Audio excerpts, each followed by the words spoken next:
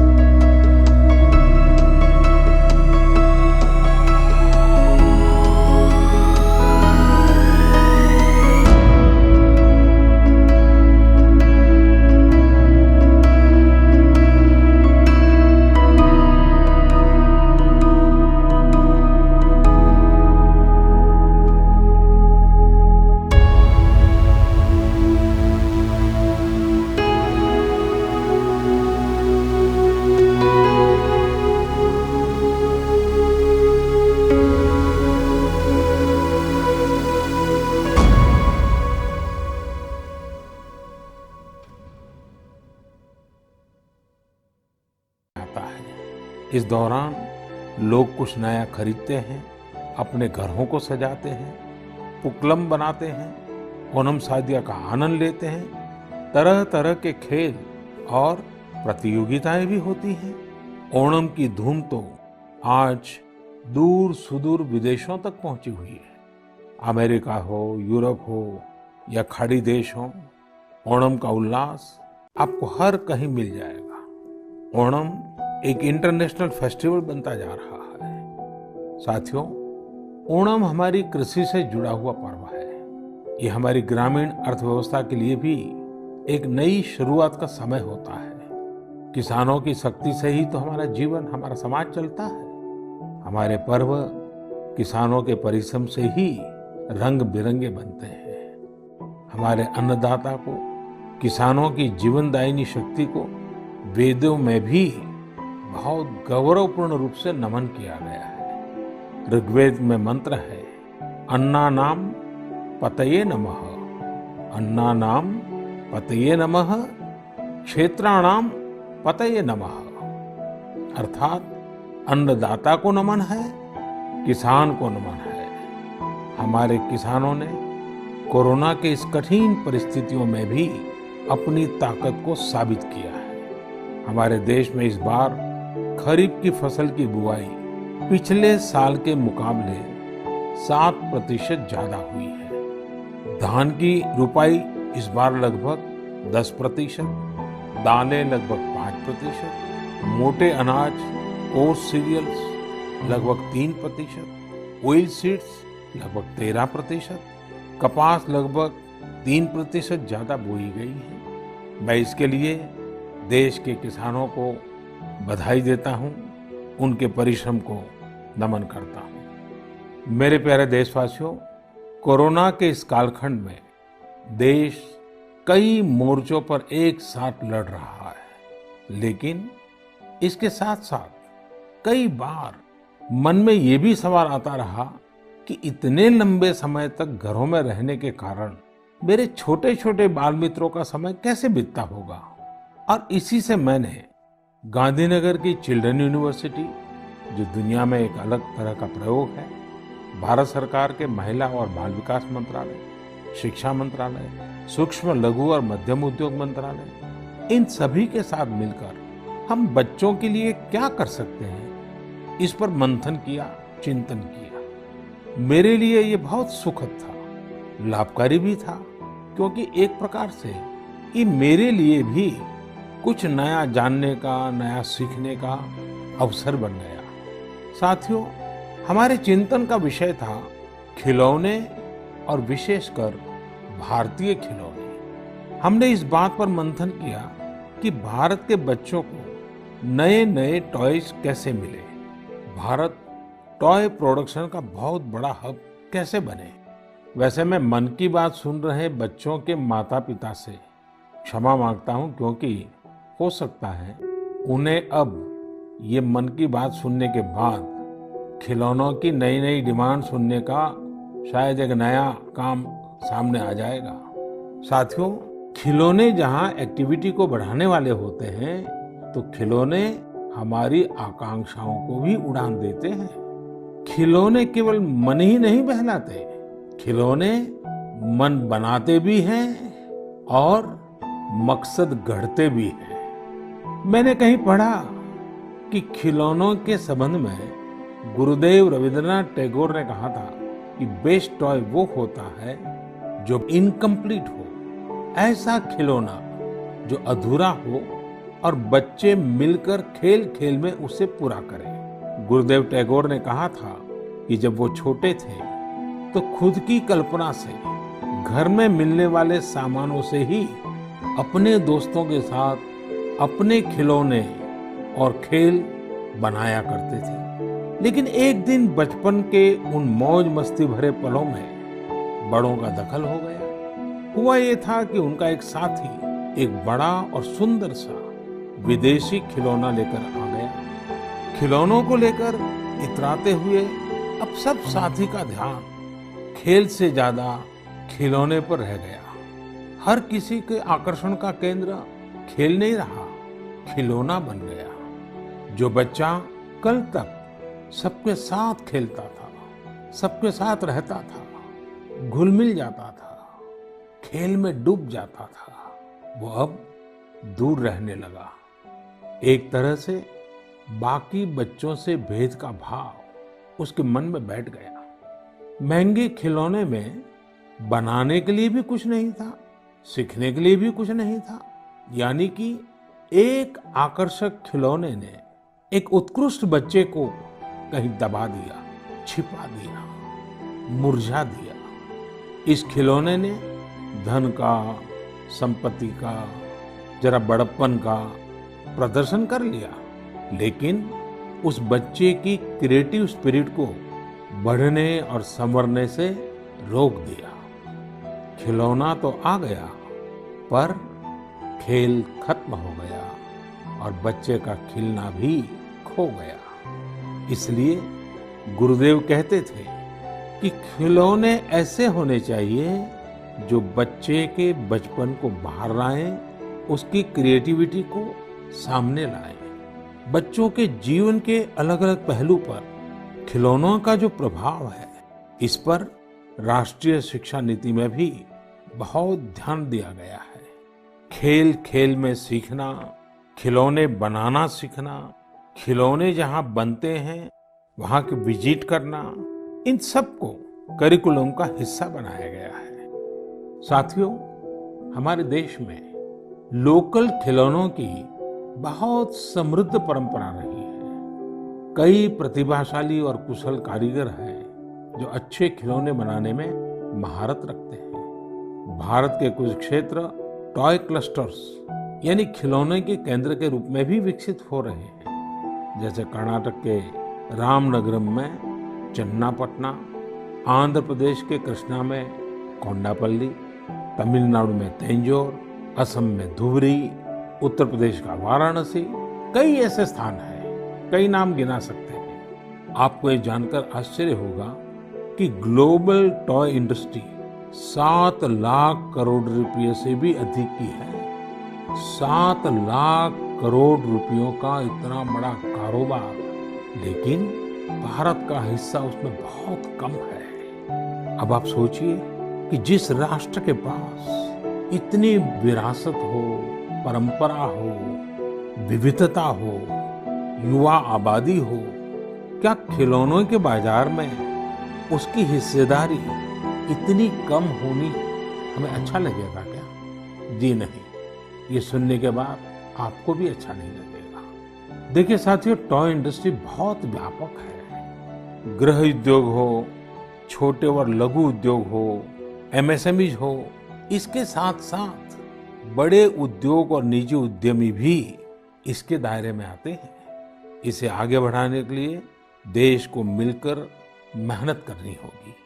अब जैसे आंध्र प्रदेश के विशाखापट्टनम में श्रीमान सीवी राजू है, उनके गांव के अति कुप्पका टॉयज एक समय में बहुत प्रचलित थे। इनकी खासियत ये थी कि खिलौने लकड़ी से बनते थे और दूसरी बात ये कि इन खिलौनों में आपको कहीं कोई एंगल या कोण नहीं मिलता था। ये खिलौने हर तरफ से राउंड होते थे, इसलिए बच्चों को चोट की भी गुंजाइश नहीं होती थी। सीवी राजू ने एतिकोप्पका टॉयज के लिए अब अपने गांव के कारीगरों के साथ मिलकर एक तरह से नया मूवमेंट शुरू कर दिया है। बेहतरीन क्वालिटी के एतिकोप्पका टॉयज बनाकर सीवी राजू ने स्थानीय खिलौनों की खोई हुई गरिमा को वापस ला दिया है। खिलौनों के साथ हम 2 चीजें कर सकते हैं। अपने गौरवशाली अतीत को अपने जीवन में फिर से उतार सकते हैं और अपने स्वर्णिम भविष्य को भी संवार सकते हैं।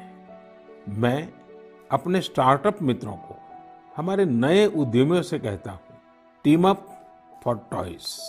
आइए मिलकर खिलौने बनाएं। अब सभी के लिए लोकल खिलौनों के लिए वोकल होने का समय है।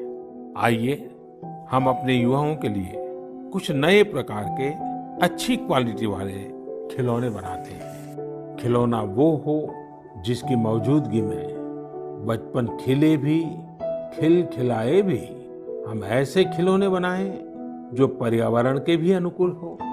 साथियों, इसी तरह अब कंप्यूटर और स्मार्टफोन के इस जमाने में कंप्यूटर गेम्स का भी बहुत ट्रेंड है। ये गेम्स बच्चे भी खेलते हैं, बड़े भी खेलते हैं, लेकिन इनमें भी जितने गेम्स होते हैं उनकी थीम्स भी अधिकतर बाहर की ही होती है। हमारे देश में इतने आइडियाज हैं, इतने कंसेप्ट्स हैं, बहुत समृद्ध हमारा इतिहास रहा है कि हाँ, हम उन पर गेम्स बना सकते हैं। मैं देश के युवा टैलेंट से कहता हूँ, आप भारत में भी गेम्स बनाइए और भारत के भी गेम्स बनाइए। कहा भी जाता है, लेट द गेम्स बिगिन। तो चलो खेल शुरू करते हैं। साथियों, आत्मनिर्भर भारत अभियान में वर्चुअल गेम्स हो, टॉयज का सेक्टर हो, सबने बहुत महत्वपूर्ण भूमिका निभानी है और ये अवसर भी है। जब आज से 100 वर्ष पहले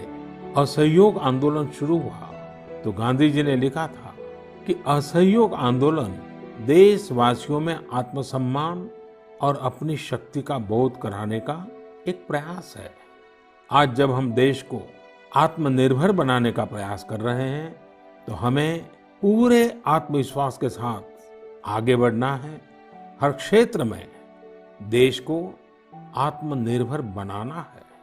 असहयोग आंदोलन के रूप में जो बीज बोया गया था उसे अब आत्मनिर्भर भारत के वटवृक्ष में परिवर्तित करना हम सबका दायित्व है। मेरे प्यारे देशवासियों, भारतीयों के इनोवेशन और सॉल्यूशन देने की क्षमता का लोहा हर कोई मानता है और जब समर्पण भाव हो, संवेदना हो तो ये शक्ति असीम बन जाती है। इस महीने की शुरुआत में देश के युवाओं के सामने एक ऐप इनोवेशन चैलेंज रखा गया। इस आत्मनिर्भर भारत ऐप इनोवेशन चैलेंज में हमारे युवाओं ने बढ़ चढ़कर के हिस्सा लिया। करीब 7,000 एंट्रीज आई। उसमें भी करीब करीब 2/3 ऐप्स टियर 2 और टियर 3 शहरों के युवाओं ने बनाए हैं। ये आत्मनिर्भर भारत के लिए, देश के भविष्य के लिए बहुत शुभ संकेत है। आत्मनिर्भर ऐप इनोवेशन चैलेंज के रिजल्ट्स देखकर आप जरूर प्रभावित होंगे। काफी जांच परख के बाद अलग अलग कैटेगरी में लगभग 2 दर्जन ऐप्स को अवार्ड भी दिए गए हैं। आप जरूर इन ऐप्स के बारे में जानें और उनसे जुड़े। हो सकता है आप भी ऐसा कुछ बनाने के लिए प्रेरित हो जाएं।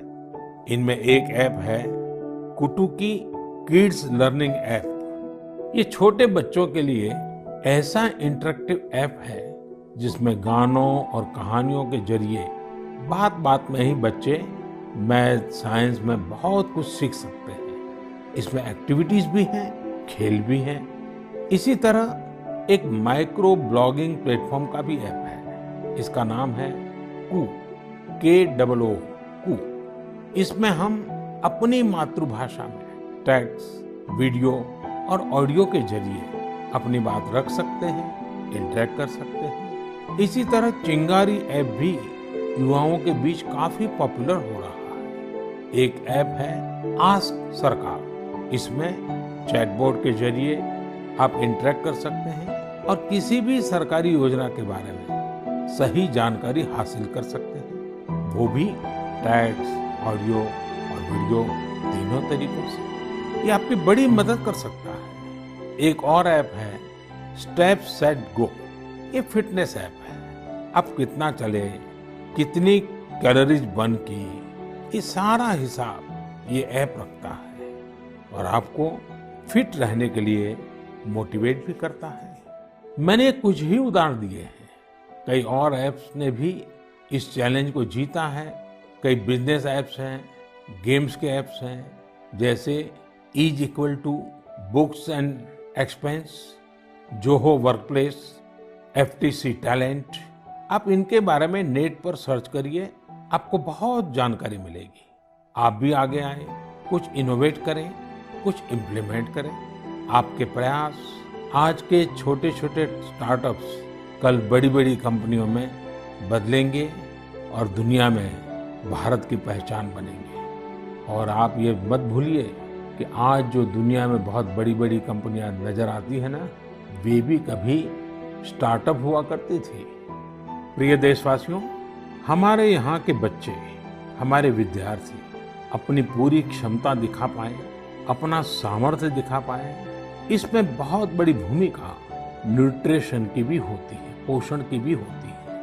पूरे देश में सितंबर महीने को पोषण माह, न्यूट्रिशन मंथ के रूप में मनाया जाएगा। नेशन और न्यूट्रिशन का बहुत गहरा संबंध होता है।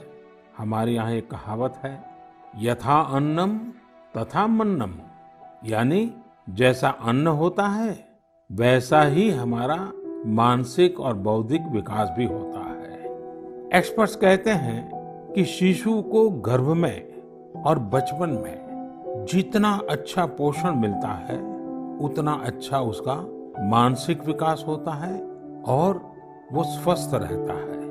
बच्चों के पोषण के लिए भी उतना ही जरूरी है कि माँ को भी पूरा पोषण मिले।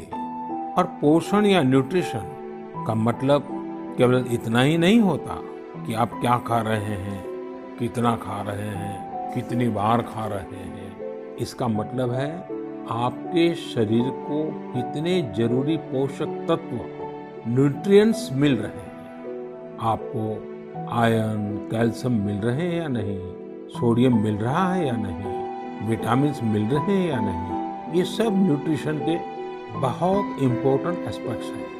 न्यूट्रिशन के इस आंदोलन में पीपल पार्टिसिपेशन भी बहुत जरूरी है। जन भागीदारी ही इसको सफल करती है। पिछले कुछ वर्षों में इस दिशा में देश में काफी प्रयास किए गए हैं। खासकर हमारे गांवों में इसे जन भागीदारी से जन आंदोलन बनाया जा रहा है। पोषण सप्ताह हो, पोषण माह हो, इनके माध्यम से ज्यादा जागरूकता पैदा की जा रही है। स्कूलों को जोड़ा गया है, बच्चों के लिए प्रतियोगिताएं हो, उनमें अवेयरनेस बढ़े, इसके लिए भी लगातार प्रयास जारी हैं। जैसे क्लास में एक क्लास मॉनिटर होता है, उसी तरह न्यूट्रिशन मॉनिटर भी हो, रिपोर्ट कार्ड की तरह न्यूट्रिशन कार्ड भी बने, इस तरह की भी शुरुआत की जा रही है। पोषण माह न्यूट्रिशन मंथ के दौरान माय गॉव पोर्टल पर एक फूड एंड न्यूट्रिशन क्विज भी आयोजित की जाएगी और साथ ही एक मीम कंपटीशन भी होगा। आप खुद पार्टिसिपेट करें और दूसरों को भी मोटिवेट करें। साथियों, अगर आपको गुजरात में सरदार वल्लभ भाई पटेल के स्टैच्यू ऑफ यूनिटी जाने का अवसर मिला होगा और कोविड के बाद जब वो खुलेगा और आपको जाने का अवसर मिलेगा, तो वहाँ एक यूनिक प्रकार का न्यूट्रिशन पार्क बनाया गया है। खेल खेल में ही न्यूट्रिशन की शिक्षा आनंद प्रमोद के साथ वहाँ जरूर देख सकते हैं। साथियों, भारत एक विशाल देश है, खान पान में ढेर सारी विविधता है। हमारे देश में 6 अलग अलग ऋतुएं होती हैं। अलग अलग क्षेत्रों में वहाँ के मौसम के हिसाब से अलग अलग चीजें पैदा होती हैं। इसलिए ये बहुत ही महत्वपूर्ण है कि हर क्षेत्र के मौसम, वहाँ के स्थानीय भोजन और वहाँ पैदा होने वाले अन्न, फल, सब्जियों के अनुसार एक पोषक न्यूट्रिएंट रिच डाइट प्लान बने। अब जैसे मिलेट्स, मोटे अनाज, रागी है, ज्वार है, ये बहुत उपयोगी पोषक आहार है। एक भारतीय कृषि कोष तैयार किया जा रहा है। इसमें हर एक जिले में क्या क्या फसल होती है, उनकी न्यूट्रिशन वैल्यू कितनी है, इसकी पूरी जानकारी होगी। ये आप सबके लिए बहुत बड़े काम का कोष हो सकता है। आइए, पोषण माह में पौष्टिक खाने और स्वस्थ रहने के लिए हम सभी को प्रेरित करें। प्रिय देशवासियों, बीते दिनों जब हम अपना स्वतंत्रता दिवस मना रहे थे, तब एक दिलचस्प खबर पर मेरा ध्यान गया। ये खबर है हमारे सुरक्षा बलों के 2 जाबाज किरदारों की। एक है सोफी और दूसरी विदा। सोफी और विदा इंडियन आर्मी के श्वान है, डॉग्स है, और उन्हें chief of army staff commendation card से सम्मानित किया गया है। सोफी और विदा को ये सम्मान इसलिए मिला क्योंकि इन्होंने अपने देश की रक्षा करते हुए अपना कर्तव्य बखूबी निभाया है। हमारी सेनाओं में, हमारे सुरक्षा बलों के पास ऐसे कितने ही बहादुर श्वान हैं, डॉग्स हैं, जो देश के लिए जीते हैं और देश के लिए अपना बलिदान भी देते हैं। कितने ही बम धमाकों को, कितनी ही आतंकी साजिशों को रोकने में ऐसे डॉग्स ने बहुत अहम भूमिका निभाई है। कुछ समय पहले मुझे देश की सुरक्षा में डॉग्स की भूमिका के बारे में बहुत विस्तार से जानने को मिला। कई किस्से भी सुने। एक डॉग बलराम ने 2006 में अमरनाथ यात्रा के रास्ते में बड़ी मात्रा में गोला बारूद खोज निकाला था। 2002 में भावना ने आईईडी खोजा था। आईईडी निकालने के दौरान आतंकियों ने विस्फोट कर दिया और श्वान शहीद हो गए। 2-3 वर्ष पहले छत्तीसगढ़ के बीजापुर में सीआरपीएफ का स्निफर डॉग क्रैकर भी आईईडी ब्लास्ट में शहीद हो गया था। कुछ दिन पहले ही आपने शायद टीवी पर एक बड़ा भावुक करने वाला दृश्य देखा होगा, जिसमें बीड़ पुलिस अपने साथी डॉग रॉकी को पूरे सम्मान के साथ आखिरी विदाई दे रही थी। रॉकी ने 300 से ज्यादा केसों को सुलझाने में पुलिस की मदद की थी। डॉग की डिजास्टर मैनेजमेंट और रेस्क्यू मिशंस में भी बहुत बड़ी भूमिका होती है। भारत में तो national disaster response force NDRF ने ऐसे दर्जनों डॉग्स को स्पेशली ट्रेन किया है। कहीं भूकंप आने पर, इमारत गिरने पर, मलबे में दबे जीवित लोगों को खोज निकालने में ये डॉग्स बहुत एक्सपर्ट्स होते हैं। साथियों, मुझे यह भी बताया गया कि इंडियन ब्रीड के डॉग्स भी बहुत अच्छे होते हैं, बहुत सक्षम होते हैं। इंडियन ब्रीड्स में मुधोल हाउंड है, हिमाचली हाउंड है, ये बहुत ही अच्छी नस्लें हैं। राजपलायम, कन्नी, चिप्पी पराई और कोम्बाई भी बहुत शानदार इंडियन ब्रीड्स हैं। इनको पालने में खर्च भी काफी कम आता है और ये भारतीय माहौल में ढले भी होते हैं। अब हमारी सुरक्षा एजेंसियों ने भी इन इंडियन ब्रीड्स के डॉग्स को अपनी सुरक्षा दस्ते में शामिल कर रही है। पिछले कुछ समय में आर्मी, सीआईएसएफ, एनएसजी ने मुधोल हाउंड डॉग्स को ट्रेन करके डॉग स्क्वाड में शामिल किया है। सीआरपीएफ ने कोम्बाई डॉग्स को शामिल किया है। Indian council of agriculture research भी भारतीय नस्ल के डॉग्स पर रिसर्च कर रही है। मकसद यही है कि इंडियन ब्रीड्स को और बेहतर बनाया जा सके और उपयोगी बनाया जा सके।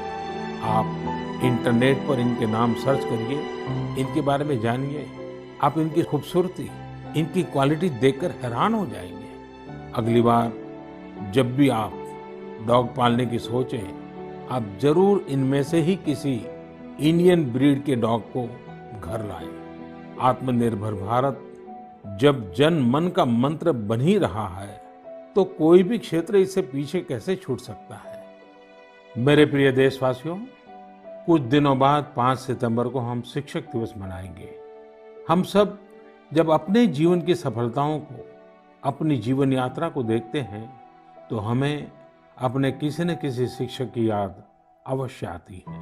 तेजी से बदलते हुए समय और कोरोना के संकट काल में हमारे शिक्षकों के सामने भी समय के साथ बदलाव की एक चुनौती लगती है। मुझे खुशी है कि हमारे शिक्षकों ने इस चुनौती को न केवल स्वीकार किया, बल्कि उसे अवसर में बदल भी दिया है। पढ़ाई में तकनीक का ज्यादा से ज्यादा उपयोग कैसे हो, नए तरीकों को कैसे अपनाएं, छात्रों को मदद कैसे करें, ये हमारे शिक्षकों ने सहजता से अपनाया है और अपने स्टूडेंट्स को भी सिखाया है। आज देश में हर जगह कुछ न कुछ इनोवेशन हो रहे हैं। शिक्षक और छात्र मिलकर कुछ नया कर रहे हैं। मुझे भरोसा है, जिस तरह देश में राष्ट्रीय शिक्षा नीति के जरिए एक बड़ा बदलाव होने जा रहा है, हमारे शिक्षक इसका भी लाभ छात्रों तक पहुंचाने में अहम भूमिका निभाएंगे। साथियों, और विशेषकर मेरे शिक्षक साथियों, वर्ष 2022 में हमारा देश स्वतंत्रता के 75 वर्ष का पर्व मनाएगा। स्वतंत्रता के पहले अनेक वर्षों तक हमारे देश में आजादी का जंग, उसका एक लंबा इतिहास रहा है। इस दौरान देश का कोई कोना ऐसा नहीं था जहां आजादी के मतवालों ने अपने प्राण न्योछावर न किए हो, अपना सर्वस्व त्याग न दिया हो। ये बहुत आवश्यक है कि हमारी आज की पीढ़ी, हमारे विद्यार्थी आजादी की जंग, हमारे देश के नायकों से परिचित रहे, उसे उतना ही महसूस करें। अपने जिले से, अपने क्षेत्र में आजादी के आंदोलन के समय क्या हुआ, कैसे हुआ, कौन शहीद हुआ, कौन कितने समय तक देश के लिए जेल में रहा, ये बातें हमारे विद्यार्थी जानेंगे तो उनके व्यक्तित्व में भी इसका प्रभाव दिखेगा। इसके लिए बहुत से काम किए जा सकते हैं, जिसमें हमारे शिक्षकों का बड़ा दायित्व है। जैसे आप जिस जिले में हैं, वहाँ शताब्दियों तक जो आजादी का जंग चला, उन आजादी के जंग में वहाँ कोई घटनाएं घटी है क्या, इसे लेकर विद्यार्थियों से रिसर्च करवाई जा सकती है। उसे स्कूल के हस्तलिखित अंक के रूप में तैयार किया जा सकता है। आपके शहर में स्वतंत्रता आंदोलन से जुड़ा कोई स्थान हो तो छात्र छात्राओं को वहाँ ले जा सकते हैं। किसी स्कूल के विद्यार्थी ठान सकते हैं कि वो आजादी के 75 वर्ष में अपने क्षेत्र के आजादी के 75 नायकों पर कविताएं लिखेंगे, नाट्य कथाएं लिखेंगे। आपके प्रयास देश के हजारों लाखों अनसंग हीरोज को सामने लाएंगे, जो देश के लिए जिए, जो देश के लिए खप गए, जिनके नाम समय के साथ विस्मृत हो गए। ऐसे महान व्यक्तित्वों को अगर हम सामने लाएंगे, आजादी के 75 वर्ष में उन्हें याद करेंगे, तो उनको सच्ची श्रद्धांजलि होगी। और जब 5 सितंबर को शिक्षक दिवस मना रहे हैं, तब मैं मेरे शिक्षक साथियों से जरूर आग्रह करूंगा कि वे इसके लिए एक माहौल बनाएं, सबको जोड़े और सब मिलकर के जुट जाएं। मेरे प्रिय देशवासियों, देश आज जिस विकास यात्रा पर चल रहा है, इसकी सफलता सुखद तभी होगी जब हर एक देशवासी इसमें शामिल हो, इस यात्रा का यात्री हो, इस पथ का पथिक हो। इसलिए ये जरूरी है कि हर एक देशवासी स्वस्थ रहे, सुखी रहे और हम मिल करके कोरोना को पूरी तरह से हराएं। कोरोना तभी हारेगा जब आप सुरक्षित रहेंगे, जब आप 2 गज की दूरी, मास्क जरूरी, इस संकल्प का पूरी तरह से पालन करेंगे। आप सब स्वस्थ रहिए, सुखी रहिए।